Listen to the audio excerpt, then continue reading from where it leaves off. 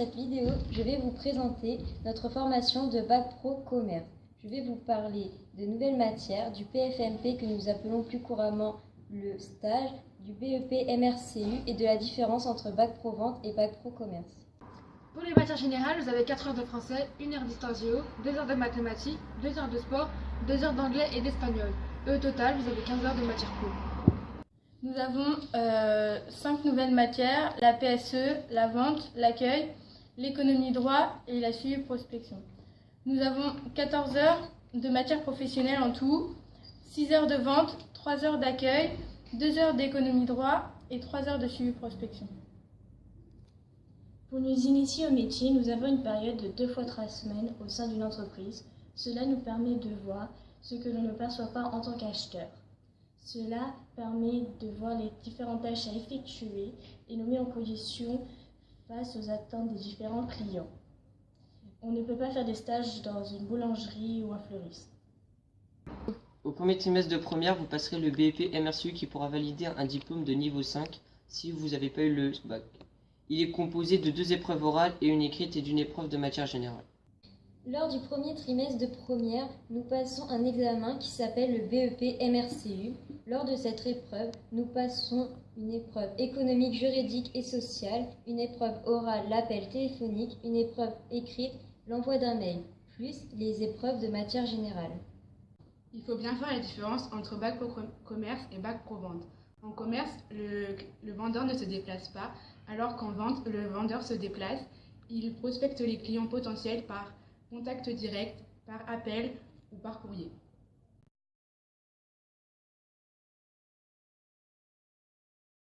Aujourd'hui, vous présentez une interview sur des lycéens interrogés pour qu'ils donnent leur avis entre le lycée et le collège. Lucas, qu'en penses-tu la différence entre le lycée et le collège?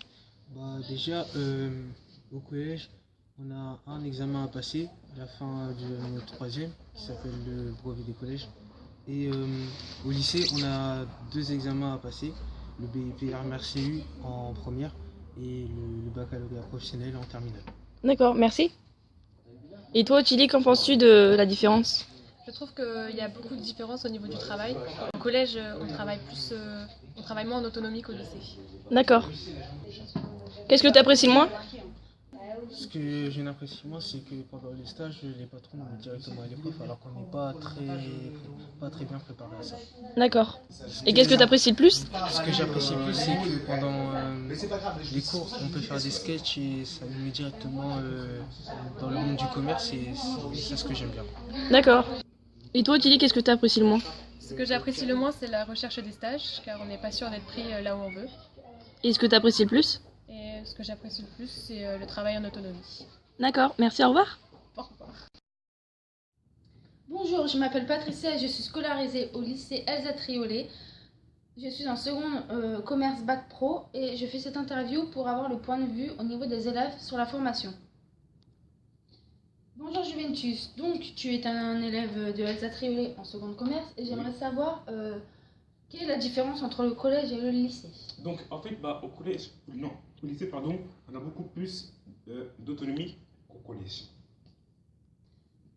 Donc Maxence, je te pose la question à toi aussi, d'un autre point de vue. Quelle est la différence entre le collège et le lycée? Au collège, on n'a qu'un stage, donc c'est un stage d'observation, lorsqu'au lycée, en lycée Bac Pro, on a plusieurs stages, mais c'est pour apprendre le métier. Bonjour Dylan, donc j'aimerais savoir de ton point de vue à toi, quelles sont tes attentes du lycée professionnel? Donc déjà, mes attentes, c'est d'avoir mon bac pro et d'en ressortir avec de l'expérience et des connaissances professionnelles dans le métier de vendeur. Alors Maxence, j'aimerais savoir ce que tu aimes dans la formation professionnelle. Alors ce que j'aime, c'est qu'on pratique plus les matières professionnelles que les matières générales. Donc Juventus, Oui. j'aimerais te demander ce que tu n'aimes pas dans la formation professionnelle. C'est qu'on passe plus de temps en cours qu'en entreprise. Madame, Bonjour madame. je suis là pour vous poser quelques questions à propos de votre formation. Oui, allez-y. Alors la première, c'est quelles sont les différences entre le collège et le lycée? Les différences sont que y a moins de devoirs à la maison Mhm. et il y a beaucoup plus d'activités autonomes. D'accord. Après, nous avons qu'est-ce que vous aimez et qu'est-ce que vous aimez moins? Pour moi, ce que j'aime le plus, c'est les sketchs, où on vit vraiment la formation. Mhm. Et ce que j'aime le moins, c'est les cours, On apprend quand même la formation, ils sont quand même intéressants, mais on vit plus la formation en faisant des sketchs. D'accord. Après, nous avons... Quelles sont les attentes du lycée? Les attentes du lycée sont plus d'autonomie, plus de maturité et un comportement pro. D'accord. Après, nous avons... quels sont les apports de la formation dans un niveau compétence?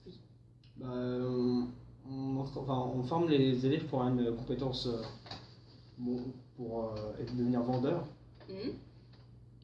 Et de savoir gérer des clients, savoir gérer des personnes qui ont besoin d'aide. Des clients de quel genre? De tout, des clients de leur magasin. D'accord.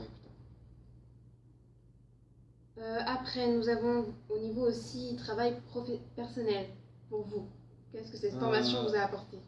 Plus d'autonomie pour moi et puis pour tout le monde.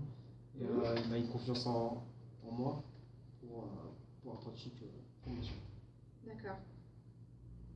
Bon, ce sera tout. Donc, je vous remercie et je vous souhaite une bonne fin de journée. Au revoir. Au revoir.